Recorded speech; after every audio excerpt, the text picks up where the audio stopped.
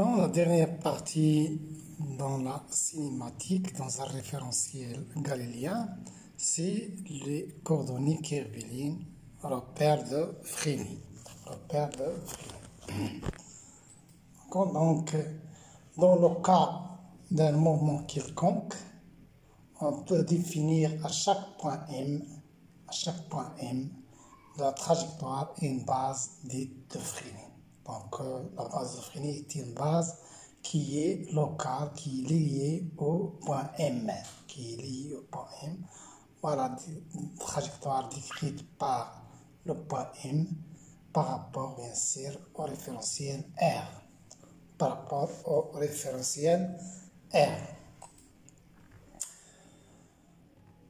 Ok, donc avec tau, on définit bien sûr les bases ou bien le repère de Frény.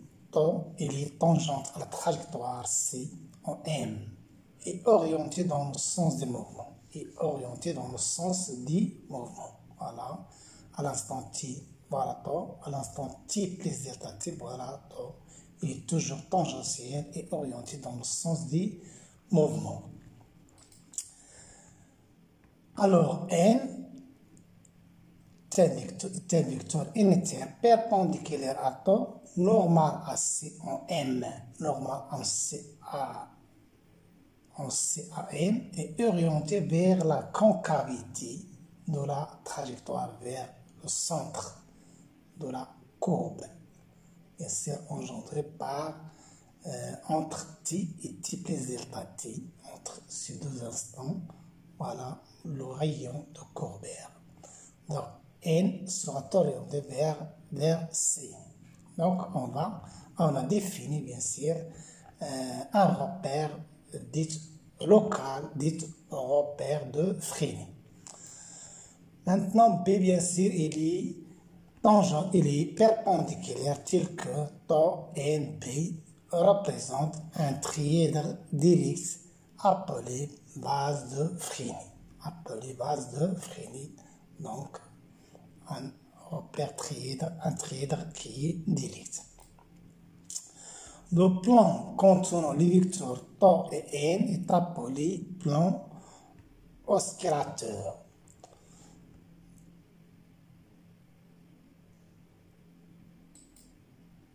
Maintenant, soit A un point fixe dans R,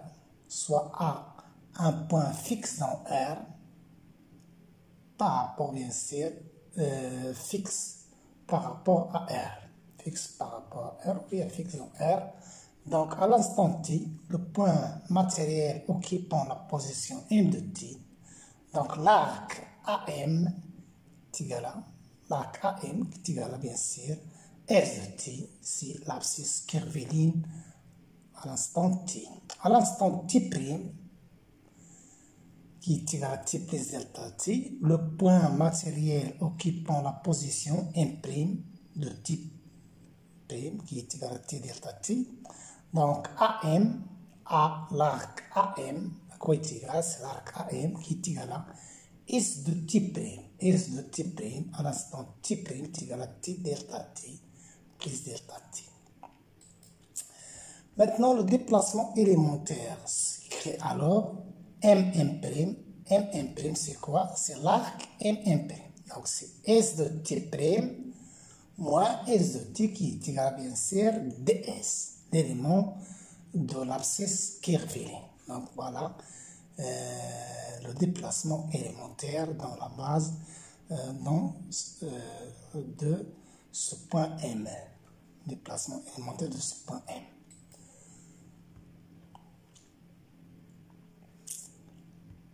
Donc, considérons le repère fixe toujours R, O, X, Y, Z. Donc, DOM, quoi est égal à DOM? C'est MM' selon tau. C'est MM' selon tau. C'est MM', c'est le déplacement MM' selon tau. Donc, MM' c'est DS selon tau. Donc, maintenant, qu'il est l'expression de tau. Donc, tau, ce n'est autre que DOM sur DS. DOM sur ds. Et n est le vecteur directement perpendiculaire au vecteur temps. Donc, n, c'est la dérivée de temps par rapport à dθ. C'est un vecteur qui est perpendiculaire. C'est le centre de Corbière dans CM. Dans CM est égal à bien sûr le rayon de Corbière, est égal à RC qui est le rayon de Corbière. Et dθ, bien sûr, l'angle entre CM et CM'. Voilà. Voilà, et donner des problèmes.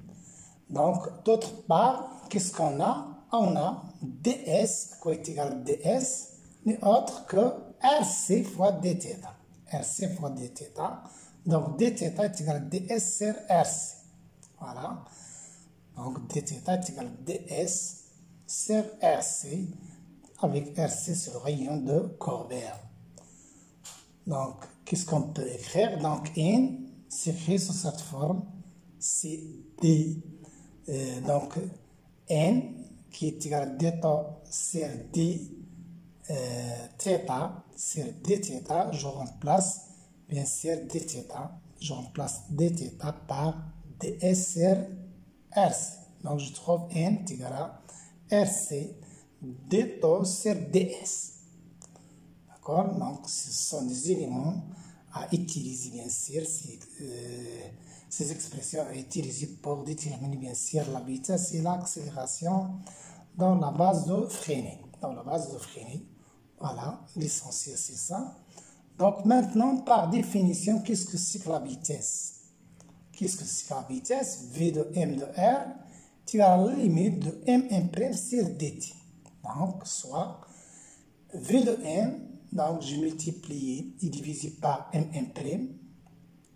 donc par l'arc m', donc c'est la limite de m' sur dt fois la limite lorsque delta t tend vers 0. On parle à la vitesse instantanée, bien sûr, fois m' sur l'arc m'. Et puisque la limite de m' sur dt est égale à la limite de am' moins am sur ds, qui est égale à la limite de am' moins am sur delta t, c'est la même chose. Si j'utilise bien sûr la relation de Charles ici, je trouve cette expression qui est égale à bien sûr am' moins am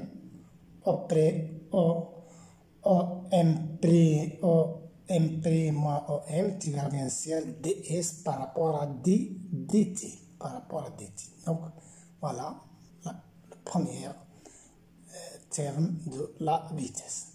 Alors, la limite de m', deuxième terme, la limite de m' sur m', c'est quoi? C'est le vecteur unitaire. Et je trouve, donc, on peut écrire que la vitesse est égale à dom sur dt, qui est égal directement à ds sur dt, son fin. Donc, la vitesse n'est autre que la dérivée que la distance par rapport à dt. Donc, la distance entre m' c'est ds sur dt selon temps.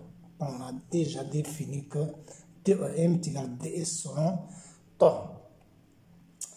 Voilà l'expression de la vitesse dans la base de Freinet. Maintenant, l'accélération. C'est dv sur dt, donc c'est égal à ds sur dt temps, l'expression de la vitesse par rapport au temps. Donc, je dérive ds sur dt, son d au carré de s sur dt au carré sur le temps, plus ds fois dτ sur dt. Voilà. Alors, dτ sur dt à quoi est égal? Dτ sur dt, donc c'est dτ sur dθ, je multiplie divisé par dθ, et je multiplie divisé par ds fois dt. D'accord? Alors, ds sur dt, c'est la vitesse. Et dθ sur ds, c'est 1 sur rc. Donc, ds est égal à rs fois dθ. Et dτ sur ds est égal à 1 sur rc fois n. D'accord? Donc, dτ sur dt, dτ sur dt est égal à tous ces termes, est égal à V sur RC fois N. Donc, d tau sur d θ, d tau sur d θ, quoi est égal d tau sur d θ fois ds sur d θ, donc d θ sur ds c'est 1 sur RC, et ds sur dt c'est V, donc d θ sur d tau sur d θ est égal à N, Donc, gamma de M, quoi est égal? Gamma de M est égal à dV au carré de S sur dt selon tau, plus, ça c'est V, il reste ici, ça c'est V au carré ici. Donc, plus V au carré, voilà V ds, fois V, c'est V au carré, c'est RC selon N. Voilà, ce sont des calculs à revérifier. D'accord? Donc, gamma est égal à gamma tangentielle plus gamma normal. Avec gamma tangentielle, c'est l'accélération tangentielle qui est égale à dv sur dt tau. D'accord? Comme nous avons déjà vu au terminal. Et gamma normale est égal à v au carré sur R6 selon N. C'est l'accélération normale qui est toujours bien sûr positive et orientée selon N. Elle est toujours centrifugée. Centripèse plutôt. Donc gamma au carré est égal à gamma tangentielle au carré plus gamma normal au carré. À partir de laquelle je peux déterminer bien sûr le rayon de Corvaire. Si je calcule gamma N, gamma T, je peux déterminer bien sûr le rayon de Corvaire. Maintenant, voilà la représentation de gamma de M. Donc voilà gamma normale, gamma tangentielle, la somme nous donne gamma de M par rapport à R. C, c'est le centre de Corvaire, et Cm, bien sûr, c'est le rayon de Corvaire, comme nous avons indiqué. Et d'après le triangle MNP, qu'est-ce qu'on a? On a l'expression de modèle gamma au carré est égal à gamma tangentielle au carré plus gamma normale au carré, qui est égal à dv sur dt au carré plus v sur rc, le tout au carré. Je peux trouver cette l'expression de rc. Donc rc quoi est égal?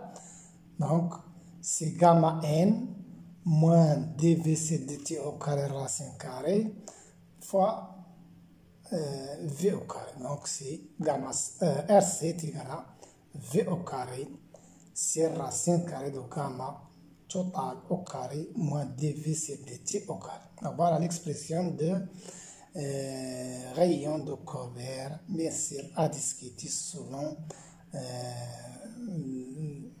la nature des mouvements, bien sûr. Donc, l'exemple de quelques mouvements, par exemple, le mouvement circulaire. Le mouvement circulaire, donc, toujours en utilisant la base de Freeney, par exemple, on a ici tau, et bien c'est N, il est orienté dans ce sens, et il est égal à moins R. Donc, le vecteur vitesse ici, c'est dérivé de M par rapport au temps, qui est égal à ds sur dt fois tau. Donc, ds c'est v tau, avec V, dans ce cas, n'est autre que R dθ sur dt. Donc, ds est égal à R dθ. Je dérive par rapport au temps, je trouve que c'est égal à R dθ sur dt oméga. Bien sûr, d θ sur dt, c'est l'angle de rotation, c'est la rotation du point M par rapport à O. Alors, le vecteur position OM qui est égal à R cosinus θ plus R sinus θ, je peux l'écrire directement. OM est égal à R fois ER. R fois ER. D'accord? Donc ici dans la base de Frény, ou bien dans la base ER et θ K, cette base est un trièdre direct avec éto est égal à K vectoriel et R. D'accord? Donc ici, voilà ER, voilà temps, et voilà K. C'est dans l'autre sens. Dans le sens où le trièdre il est direct. Pardon. Donc, ici, j'ai suivi les démarches de calcul de la vitesse dans la base de Frény. Maintenant, la vitesse, c'est quoi? C'est DOM sur DT qui est égal à V tau, qui est égal à R oméga. Avec oméga, c'est DT sur DT sur le temps. Donc, quoi est égal à, donc c'est R oméga avec tau, quoi est égal à K vectoriel et R. Donc, est égal à oméga K, je peux entrer ici R, donc c'est oméga K plus ou bien vectoriel R selon N. Donc, qu'est-ce que représente ça? C'est le vecteur, l'angle de rotation, bien sûr, du point M par rapport à R, par rapport au point O. Et R, c'est le vecteur N inter. Donc, qu'est-ce que je trouve? Je trouve oméga, c'est oméga K, et M, c'est R. Donc, qu'est-ce que je trouve? Je trouve que DOM sur DT est égal à oméga vectoriel OM. Ça, c'est en général. Donc, la dérivée d'un point, d'un vecteur OM, par rapport au temps qui effectue, bien sûr, lorsque le point M effectue un mouvement circulaire ou bien un mouvement de rotation, c'est la vitesse de rotation vectorielle OM. Donc, c'est essentiel. On va l'utiliser par la suite. Ça. Et on va la redémontrer directement. D'accord? Donc, si OM est un vecteur unitaire, OM est égal à E, donc dérivé de vecteur unitaire par rapport au temps, est égal à oméga vectoriel E. Oméga vectoriel E, bien sûr, dans la même base R. Maintenant, le vecteur accélération, gamma de M, c'est dv sur dt et R, plus v au carré rc et n.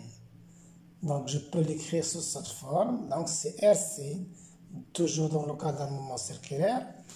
Donc, c'est rc, d oméga sur dt et temps, plus, ou bien temps directement, plus rc oméga au carré et n. Donc, v est égal à r oméga. Donc, c'est rc au carré, oméga au carré. Je simplifie par rc, je trouve rc oméga au carré selon n. Remarque, dans le cas d'un mouvement circulaire uniforme, oméga est une constante, dérivée est égal à 0 et gamma est normal. C'est égal à gamma normal qui est égal à rc oméga au carré et n. Dans le cas d'un mouvement circulaire uniforme, l'accélération, bien sûr, est orientée selon n. Donc, dans le cas d'un mouvement circulaire uniforme, l'accélération est toujours normale à la trajectoire et orientée vers le centre du cercle. On dit que l'accélération est centripète. Il est centripète. Voilà. Exemple de calcul de rayon de Courbet. En reportant ces équations dans l'expression de RC, donc qu'est-ce qu'on va trouver?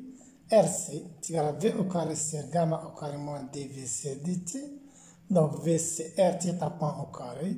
Et gamma dans ce cas, est égal à R au carré θ point à la puissance 4 moins R au carré, plus R au carré θ de point moins R au carré θ de point au carré. Il suffit de remplacer gamma et dv sur dt par ces expressions. Donc, qu'est-ce qu'on trouve? On trouve dans le cas, le moment est circulaire, on trouve que le rayon de Courbet, directement, c'est le rayon de cercle.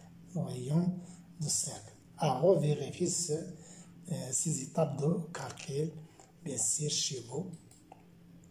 Maintenant, si le mouvement est rectiligne, OM directement c'est OM selon X, donc c'est XI.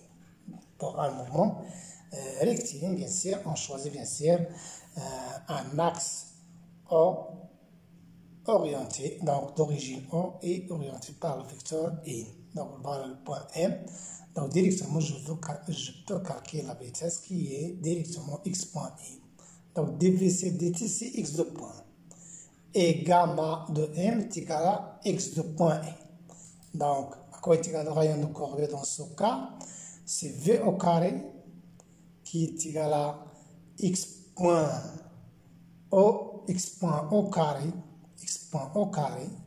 divisé par gamma qui est X de point au carré, moins dvc dt qui est X de point au carré. Donc, elle va tendre vers l'infini. C'est tout à fait normal pour un mouvement qui est rectiligne. Le rayon de courbure, bien sûr, il va tendre vers l'infini. Donc, quelques définitions dans le cas, ou bien le cas d'un mouvement rectiligne. Dans un repère R, un point M est animé d'un mouvement rectiligne si sa trajectoire est une droite. Bien sûr, ça, nous avons déjà vu ça. Et si les vecteurs position OM, O, point fixe, donc R, la vitesse V de M par rapport à R est égale à dOm sur D. Et l'accélération, c'est directement la dérivée de la vitesse par rapport au temps, qui est égale à la dérivée au quart de M sur dt. Donc, c'est déjà fait ça, mais à titre de rappel, sont collinéaires, c'est-à-dire la vitesse et l'accélération sont collinéaires, bien sûr, et portées par sa droite, par la même droite, où se déplace le point M. Voilà. Le cas d'un mouvement rectiligne uniforme, bien sûr, dans le cas d'un mouvement rectiligne uniforme, bien sûr, la vitesse, il est constante. Et le vecteur vitesse est égal à vecteur constante. Autre remarque, CM décrit un mouvement rectiligne uniforme et un vecteur unitaire sur la droite de la trajectoire. Nous avons V est égal à V fois I et gamma est égal à dV sur dt. Donc, je trouve que l'accélération, la dérivée de la vitesse est égale à 0. Donc, la vitesse est égale à une constante. Voilà, quelque chose qui sont des prérequis que nous avons déjà vu au terminal. Donc, un mouvement sur une trajectoire quelconque, pas nécessairement rectiligne et uniforme, si le modèle de la vitesse est constant sur cette trajectoire. Un moment sur une trajectoire quelconque, pas nécessairement rectiligne. Donc, est uniforme. Si le modèle de la vitesse est constant, c'est cette trajectoire. D'accord? On peut trouver un moment qui n'est pas rectiligne et uniforme, même si la vitesse est égale à une constante. D'accord? Donc, dans le cas où le mouvement est rectiligne et uniformément varié, s'il répond à la définition A, et si on place le modèle d'accélération est constant sur la trajectoire, dans ce cas, non. En bref, un mouvement rectiligne uniforme, c'est-à-dire gamma est égal à une constante. Mais ce mot produit ce qui existe deux cas. Dans le cas d'un mouvement uniformément varié, il est accéléré, c'est accéléré, un mouvement uniformément accéléré, c'est le produit scalaire de la vitesse V de M par rapport à R, scalaire gamma de M par rapport à R, et est supérieur à 0. Donc, au contraire, si le mouvement est uniformément varié et dit retardé. Uniformément retardé, on dit que le produit scalaire entre la vitesse et gamma inférieur à 0. Autre type de mouvement, lorsque le mouvement rectiligne sinusoïdal. Un mouvement est rectiligne sinusoïdal s'il répond à la définition A que nous avons indiquée. D'accord? Donc, ici, on plisse l'abscisse du point M et à chaque instant de la forme, c'est-à-dire si la forme de l'abscisse x égale xn sinus oméga t plus phi, on dit que le mouvement est rectiligne et sinusoïdal. Il est sinusoïdal avec xm c'est l'amplitude, oméga c'est la pulsation et phi bien sûr c'est la phase ou bien le déphasage. Alors, le vecteur position dans ce cas, OM est égal à XI, donc c'est égal à XM sinus oméga t plus phi selon I. La dérivée de la vitesse, bien la vitesse, c'est la dérivée de OM, donc c'est moins XM oméga sinus oméga t plus phi selon I. Et bien sûr, la vitesse, ou bien le vecteur accélération, c'est dérivé au carré de x par rapport au temps, c'est moins oméga, moins x max, oméga au carré sinus oméga qui est égal à moins oméga OM, moins oméga OM, toujours la force dans ce cas, elle est centrale. Elle est centrale et dans le sens opposé de OM dans le cas d'un mouvement qui est rectiligne et sinusoïdal. C'est un type de mouvement. Merci et à très bientôt.